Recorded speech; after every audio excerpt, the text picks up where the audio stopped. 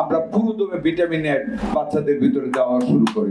প্রত্যেক বছর 2 বার ভিটামিন এর ক্যাম্পেইনিং করা হয়। 25-এর প্রথমার্ধে একটা ভিটামিন ক্যাম্পেইনিং হয়েছিল, তারপরে কোনো ভিটামিন এর ক্যাম্পেইনিং হয় না এবং নাই। সামান্য কিছু ভিটামিন এ আমাদের কাছে, যেটা আমরা কিছু কিছু করে বেটে দিচ্ছি, একেবারে অপ্রতুল। জুন মাসের 10 তারিখের মধ্যে আমাদের শিডিউল, আমরা যে টাকা দিয়েছি ইউনিসেফ আমাদেরকে দেওয়ার কথা। 4 দিন আগে আমি Rana fraud, she is in Geneva and Dr. Riyad also in Geneva.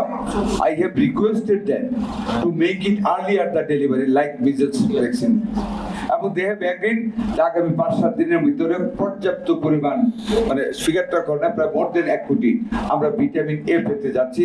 ইনশাআল্লাহ আমরা পুরোদমে ভিটামিন এর বাচ্চাদের ভিতরে দেওয়া শুরু করি। তবে আবারও এটার সাথে অনুরোধ করব, মায়েদের পুষ্টির ব্যাপারে, বাচ্চাদের ব্রেস্ট ফিডিং এর ব্যাপারে আপনাদের অনেক দূরে এগোতে হবে, সমাজকে সচেতন করতে হবে।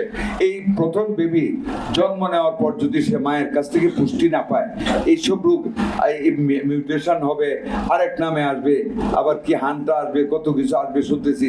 একটা না একটা কিন্তু আমাদেরকে জর্জরিত করে ফেলবে আমরা যদি এখন থেকে সজাগ দৃষ্টি না রাখি।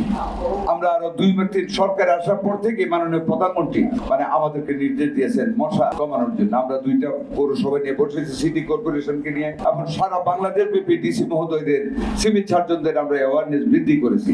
প্রত্যেক শনিবারে সারা বাংলাদেশে পরিষ্কার পরিচ্ছন্নতা অভিযান চলছে, যাতে করে পরিষ্কার পরিচ্ছন্ন থাকে সেই কার্যক্রম নেওয়া হয়েছে।